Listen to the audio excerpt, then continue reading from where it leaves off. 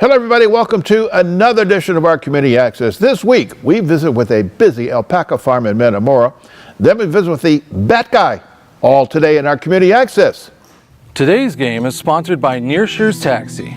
Nearshires is a professional, safe, economical, and convenient transportation company. Located in Oxford, we serve to and from all airports in the region. Our vehicles are clean, comfortable, and well-maintained. Low fares and guaranteed on time. Dependable service, fully licensed, Nearshires Taxi is designed to keep you safe.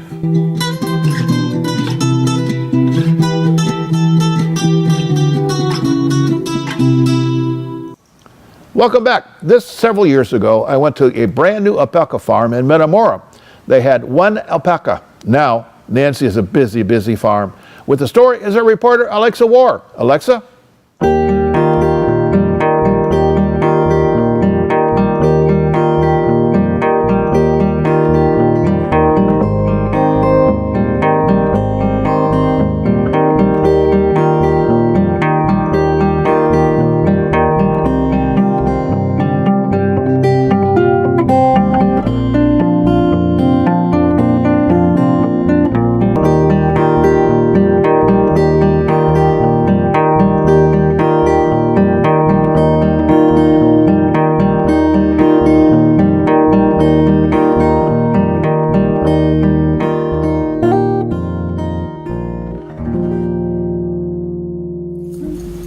Hello everyone and welcome to our Community Access. I'm here with Nancy and we're at her Walnut Hill Alpaca Farm. Nancy, what made you want to have an alpaca farm? Well, we lived out in the country and I wanted to work from home. Okay. So I was going to get horses and they were just too big, and somebody showed me a video of alpacas and I was like, oh, I have to touch them, I have to see them. And that was it. It was falling in love with them, and I like to work with the fiber, and you know, I'm hands-on. I like to do crocheting and stuff like that, so it was just an easy step from there. And we started out with 3. Now we have 35.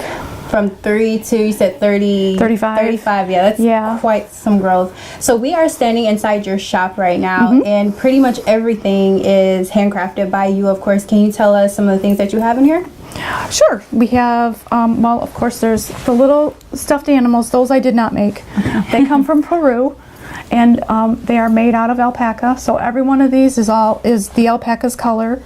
Some of them are, you know, they add little different colors to make the different colors of the animals, but it's all alpaca. And it's very soft. Yes, they're very soft. They're very huggable. Yeah, you know, definitely. they don't eat much either. And then we have like kids' clothes.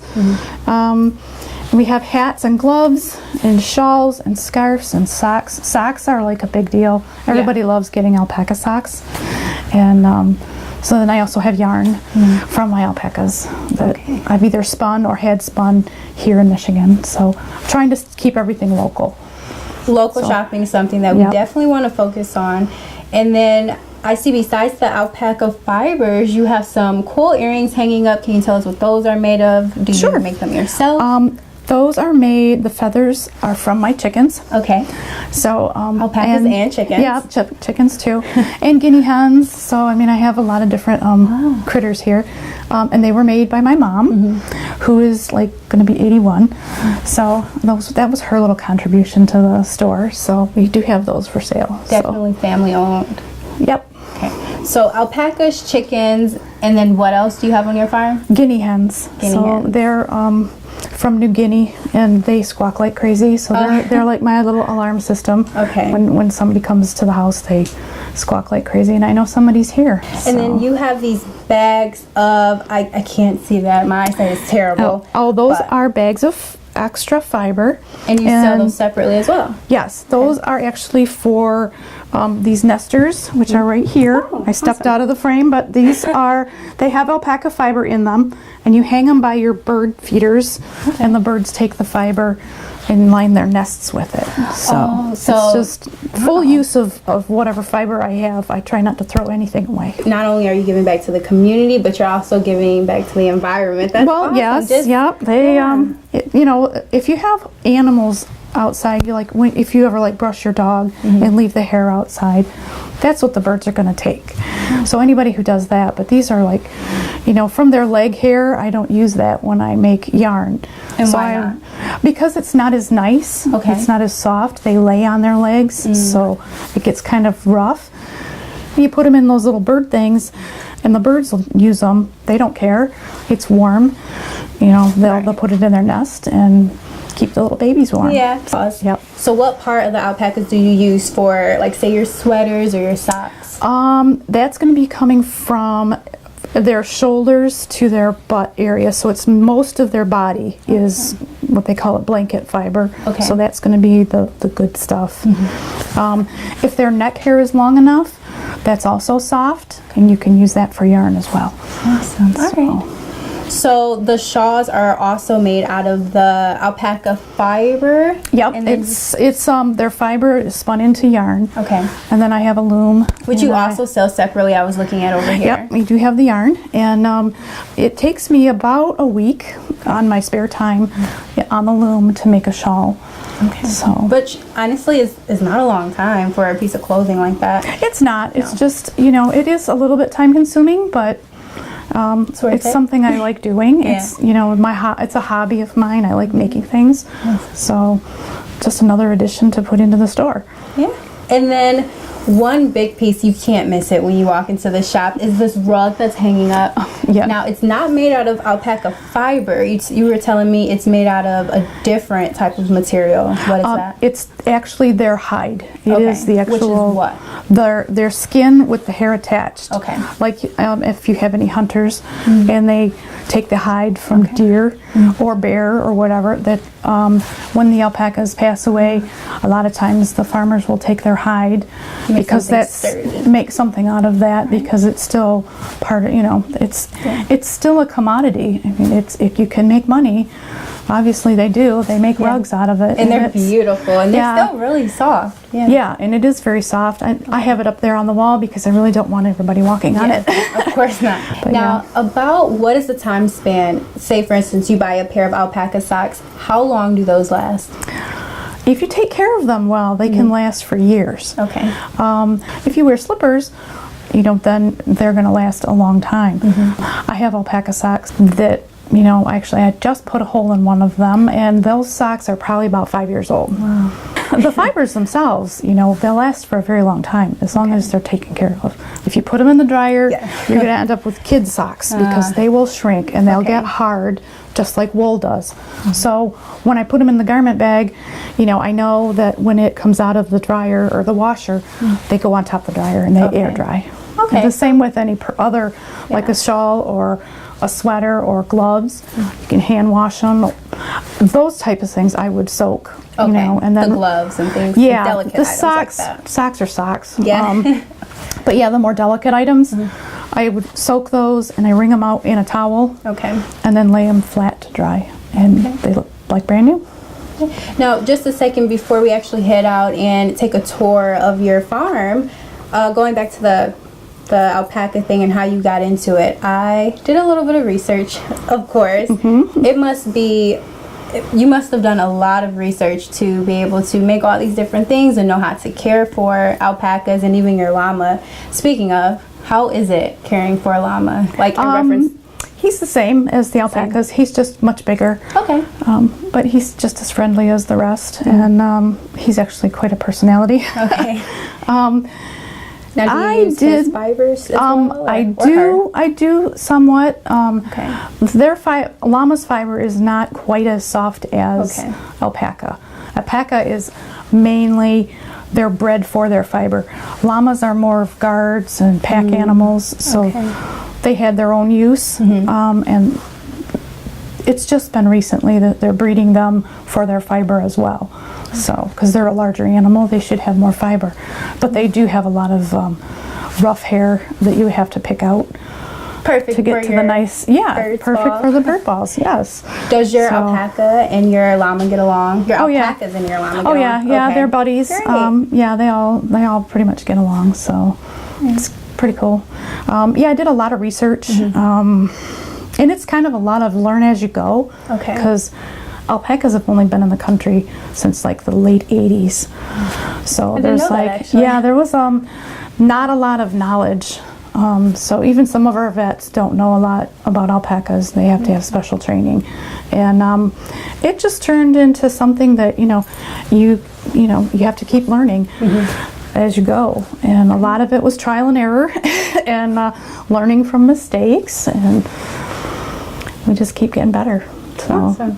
Well, let's forward. go see how your llama is doing, as well as some of your alpacas and the different animals that you have around the farm. sounds good.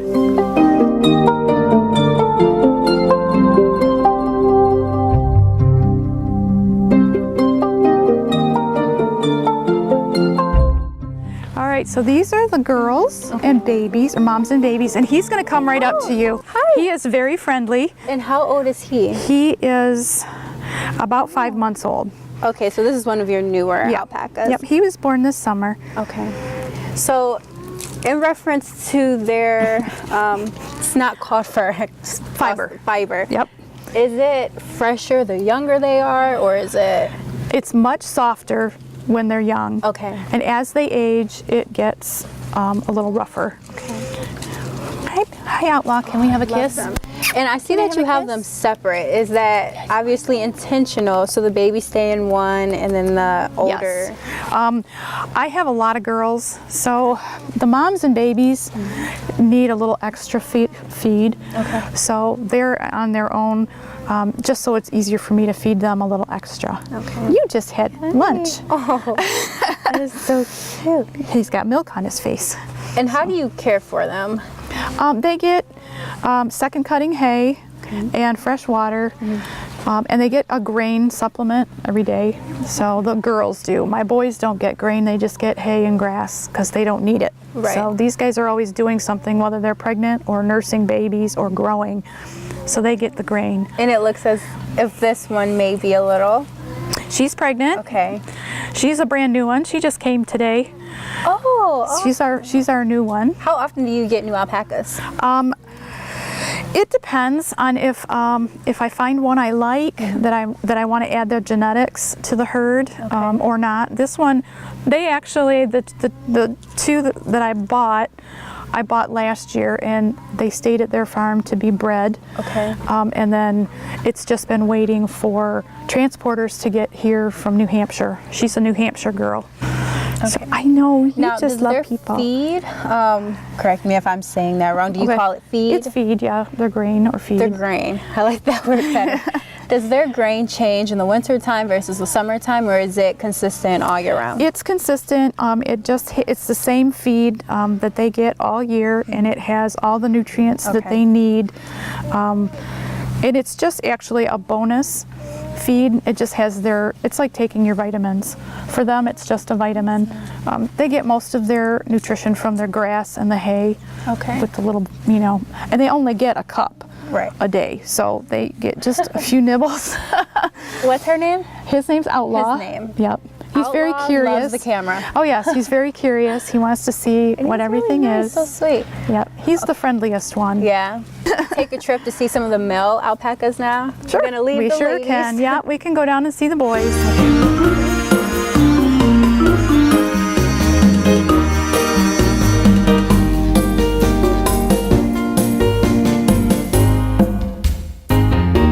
So Nancy, we are standing in front of the males part of Right. the farm. How many male llamas do you have in here? I'm sorry, not llamas, alpacas. do I you got have one in male llama. here? Yeah.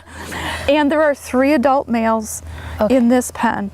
The younger ones are over my shoulder the other way. They're only 2 years old, so they stay in their own area. Babies. Yep. And These guys are quite older. 2 of the boys are 13. Okay. 1 is 11. So they're the seniors. Yeah. They're not breeding anymore. The black guy is my 11-year-old. He still breeds, but it's just their hangout. They all hang out there by themselves. A lot of space to hang out and do their yes, thing. I have a lot, like the little babies, they're going to eventually grow up, and I have more males. Okay. So eventually they'll be down here in the boy barn, but it's going to take a few years for them to grow up first. Okay. So. Now, how do you, when you go to picking new alpacas to bring to your farm, how do you go about doing that? Is there a specific thing that you look for? I look for several things. I want to know that they have good fiber, and part of knowing that is researching their genetics, whether or not they've been shown. So if they have, one of the guys, the young guys, has won several color champion ribbons and stuff. Now, the color champion. Now, the color means something. Yes, there's different colors. I primarily breed for black and gray. Okay. Those are my favorite colors. I do have all the colors, but black and gray is my focus. Gray is very hot right now. Everybody wants gray. It's also the hardest color to breed. Why? Because there are so many variables in their genetics and their color genes that you almost can't guarantee. Like usually if you breed a brown alpaca and a brown alpaca and they come from brown alpacas, you're going to get a brown alpaca. Oh. Same with whites. Okay.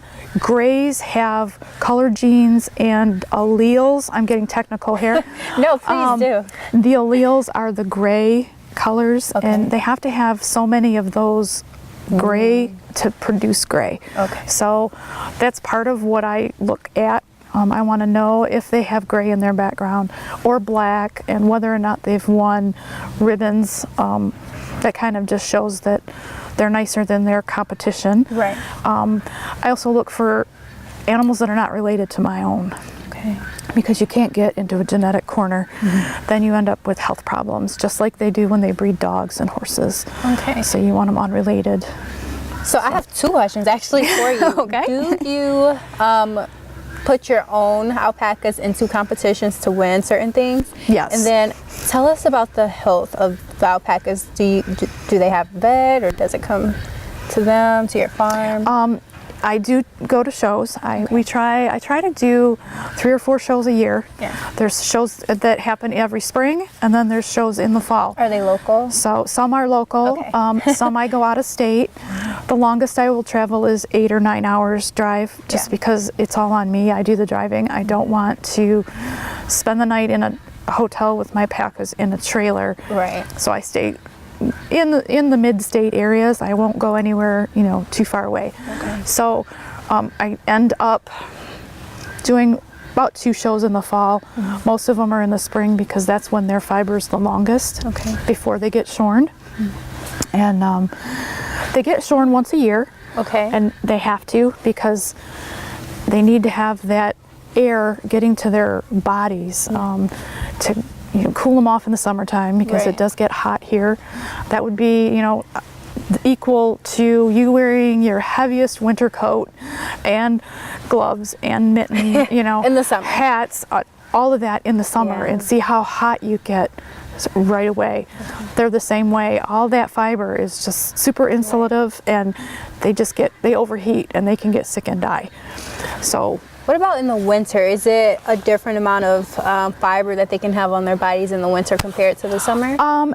Usually by the time winter comes, it's starting to grow back enough that it's going to keep them warm. Okay. So that's why I usually shear mid-May, right when it starts getting hot, and then they're usually cooled off most of the summer by either laying in the shade, sitting in front of fans, or they all love the hose. They're like kids playing in a sprinkler. And then by now, it's growing back. They've got a couple inches, and it keeps growing. So through the cold winter, they've got, like wearing a winter coat. So you have a lot of land out here. How much do you really need? For alpacas, you can either have a lot of land and a lot of pastures for them to walk around and eat. Or some people dry lot, which is a smaller property, usually a few acres, and they feed mostly hay, so they don't get a lot of pasture. So you can do either or, but I have 9 acres here, and most of it is for the alpacas. So it's probably a good ratio with the 30 some alpacas I have with the 9 acres. They fit really well. So. And a vet comes out here? Yes, my vet will come out anytime I call him. I usually try and conserve and have him come out for a one reason or one day instead of making a lot of trips. But he'll come out and check him out if somebody's sick or if I need certificates to travel or to go to a show. Right. So. And you have shots and things like that for if they get sick overnight or something like that, just to sustain them until the doctor can get here? Yes, I do have a little medicine cabinet that's got stuff that they need, and their normal vitamins and whatnot that I can give them before he gets here. Well, thanks everyone for watching our Community Access. Remember to visit Nancy at her store. And what are your hours? The hours are Wednesday, Friday, and Saturday from 10 a.m. until 4 p.m. All right, so remember to shop locally and visit Nancy for some Christmas gifts. Back to you, Bill. Great story. Thanks, Alexa. Next up, our reporter Rachel Baker visits with the Bat Guy in Oxford. Rachel? Hi everybody, I'm Rachel Baker and we're going to interview the president of the small business My Bat Guy. They're going to trap and remove some animals in your homes and also fix the damage that is done by them. Let's go talk to him.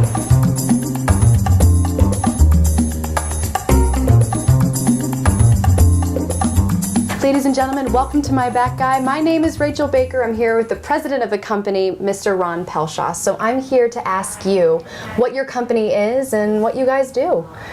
So we're we specialize in bat removal, but we do full critter control, we do mice control, full nuisance animal trapping and relocation, and damage control. So getting in the attics from the damage from the bats, raccoons, mice, and cleaning up their damage and insulation, their feces and stuff. Specializing with a lot of insurance companies, and then preventing the problem from happening again by repairing the structure from any potential entry points and stuff. So not only do you, do you trap them or do you and relocate them, or what's the procedure? Yeah, we're humane on our, the bats are protected in the state of Michigan, so we actually, we locate their entry. We will do 24-hour removal service, and we will relocate them.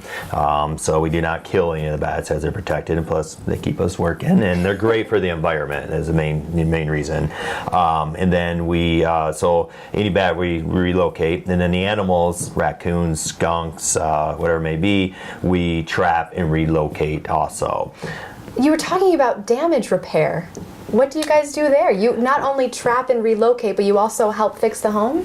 Yeah, so in any of our exclusion processes, if it's involvement inside the home, because sometimes we'll get a raccoon that's just a nuisance and continues getting in the garbage, but then you get them where they're in the house and they're in the attic and they cause all this damage to the insulation and their feces and urine and everything.